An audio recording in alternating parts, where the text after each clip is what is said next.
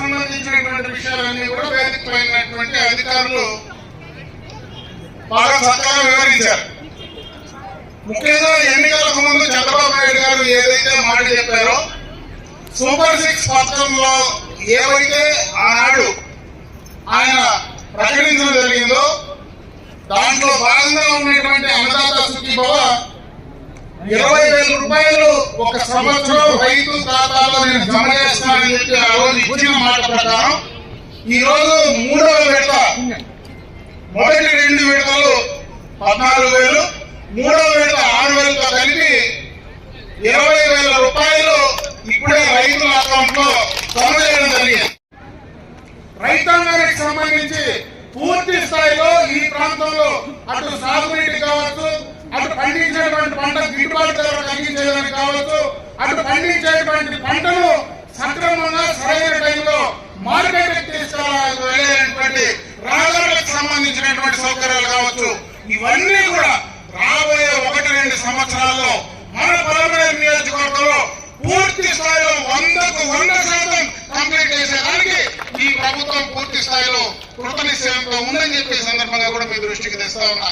ఇవన్నీ కూడా ఏదైనా ఒక మార్కెటింగ్ స్కీమ్ ఉన్నప్పుడు మన గత సంవత్సరంలో మామిడి పంటకు పూర్తిగా కూడా రేట్లు పడిపోయాయి. ఆ మామిడి పంటను కోసి మన ఫ్యాక్టరీలకు అందించేటువంటి పరిస్థితి కూడా లేకపోయింది. ఆ రోజు ప్రభుత్వం నుంచి మనకు ప్రతి కేజీకి కూడా దాదాపు 4 రూపాయలు ఈ రోజు ప్రభుత్వం నుంచి సబ్సిడీ ద్వారా అటు ప్రభుత్వం నుంచి మిగిలిన 4 రూపాయలు ఫ్యాక్టరీల నుంచి ఇచ్చేటువంటి కార్యక్రమాన్ని కూడా శ్రీకారం చుట్టడం జరిగింది. మొన్న ప్రభుత్వం ఇచ్చేటువంటి ఆ 4 రూపాయలు ఏదైతే ఇన్పుట్ సబ్సిడీ ఉందో దాన్ని అంతా కూడా పూర్తి స్థాయిగా రైతుల ఖాతాలో కూడా జమ చేయడం జరిగింది. ఈ రోజు ఎక్కడైనా మార్కెటింగ్ లేకపోతే దాన్ని కూడా ప్రభుత్వం నుంచి కూడా చేయడానికి ఈ రోజు ప్రభుత్వం అన్ని రకాలుగా కూడా పనిచేస్తా ఉందని చెప్పి సందర్భంగా మీ అందరి దృష్టికి తీసుకొస్తా ఉన్నా. ఎన్ని ఇబ్బందులున్నా ఈ రోజు రాష్ట్ర ప్రభుత్వం పూర్తిగా ఇబ్బందుల్లోనే ఉంది. అంటే పూర్తి స్థాయిలో గత ప్రభుత్వం చేసినటువంటి తప్పిదనాల వల్ల ఈ రోజు రాష్ట్రానికి వచ్చేటువంటి ఆదాయాలు ఏదైతే పెట్టుబడిదారులు ఎవరైతే ఉన్నారో వాళ్ళందరూ కూడా భయపడి బెదిరించి బయటకు పంపిస్తే మళ్ళా వాళ్ళని ఈ రాష్ట్రానికి తీసుకురావడానికి అటు చంద్రబాబు నాయుడు గారు కానీ అదేవిధంగా లోకేష్ బాబు గారి పూర్తి స్థాయిలో పనిచేసి రాష్ట్రాన్ని గాడిలో పెట్టడానికి అన్ని రకాలుగా కూడా ప్రయత్నం చేస్తా ఉన్నారు. ద్వారా పక్కన ఉన్నటువంటి చెరువులకంతా కూడా నీళ్లు ఇవ్వాలి. ఆ కార్యక్రమం యొక్క ముఖ్య ఉద్దేశమే దానికి సంబంధించి ఎక్కడైతే గ్రావిటీ ద్వారా ఏ చెరువులకైతే నీళ్లు వెళ్తాయో అవన్నీ కూడా రాబోయేటువంటి ఫైనాన్షియల్ ఇయర్ లో ఖచ్చితంగా అక్కడ వెంట్లు పెట్టి అన్ని చెరువులు నింపేటువంటి కార్యక్రమాన్ని త్వరలో కూడా పూర్తి చేసే కార్యక్రమం తీసుకోబోతున్నాం. ముఖ్యంగా మన ప్రాంతంలో ఉండేటువంటి మెట్ట ప్రాంత రైతులందరూ కూడా మనకు చెరువులు, కాలువలు, నదులు లేకపోయినా బోర్లతో వ్యవసాయం చేసుకుంటా ఉన్నాం. బోర్లతో వ్యవసాయం చేసుకోవాలంటే ఖచ్చితంగా మనము ఈ రోజు డ్రిప్ ఇరిగేషన్ అనేది లేకపోతే ఒక్క చోట కూడా మనం వ్యవసాయం చేసుకునేటువంటి పరిస్థితి లేదు.